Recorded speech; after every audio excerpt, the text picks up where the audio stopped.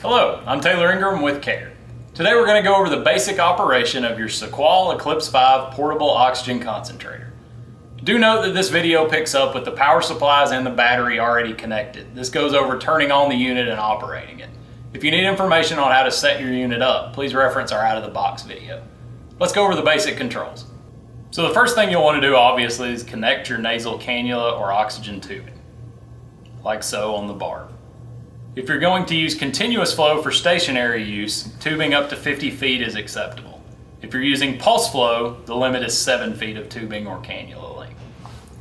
The control panel has 4 buttons. This is the power button here. The plus and minus buttons adjust your flow rate up or down. And this button with the 3 wavy lines switches between pulse and continuous flow. To turn the unit on, hold the power button down for 2 to 3 seconds and release it. When the Eclipse powers on, it is normal for all 3 lights on top of the machine to come on. During a 5-minute warm-up period, the red, which you see has already gone out, and the yellow should go out. These are caution lights if there's an error or alarm condition on the machine. It's normal for them to stay on during the 5-minute warm-up period, but they will go off if everything's running normally.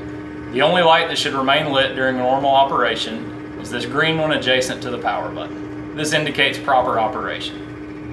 As you can see now, we're running at 1 liter per minute, 1.0 LPM. If I wanted to change the flow rate, for instance my prescription is at 2, I would press the plus button to adjust up in a half a liter per minute increment until it says 2.0 LPM.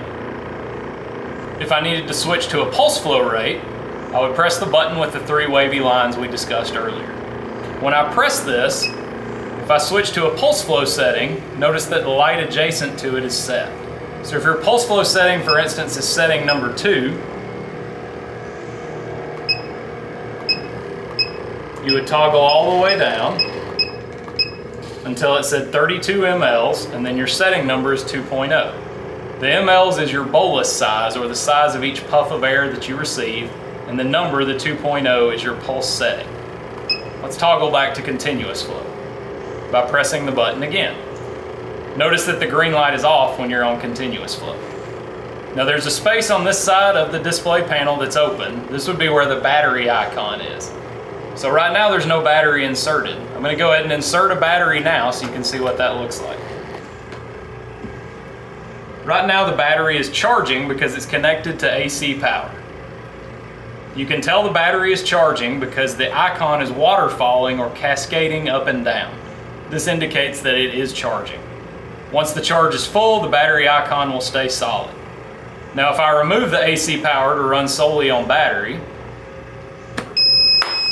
it will stop charging and the icon will stay on to display the remaining charge on your battery. So this battery that I installed is a little over 3/4 of the way fully charged. To power off the device, press and hold the power button for about 2 seconds again and release it.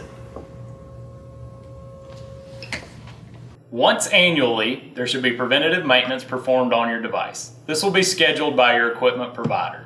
There are internal filters that need to be changed by a technician. For you, there's a filter on the back that you'll clean once a week. Note the filter here. Each Eclipse comes with 2 of these, so you'll have a spare one. So when it's time to clean it once a week, you would remove it just by pulling outward, wash it with soap and water, and allow it to dry. It is important that it's fully dry before you reinstall it in the unit. This is why we give you a spare one. So while one's drying after you've cleaned it, you can put the other one in and just swap them each time you clean them out. And that's really the only maintenance you have to do. The only other suggestion is if you don't use the Eclipse very frequently, you should drain the battery completely and run the unit at least once a month. This helps ensure you get the longest battery times possible and keeps your unit in proper working order. So just once a month, take it down, drain the battery, and recharge it from scratch. Thanks for watching. For more information, please check out our cairemedical.com website.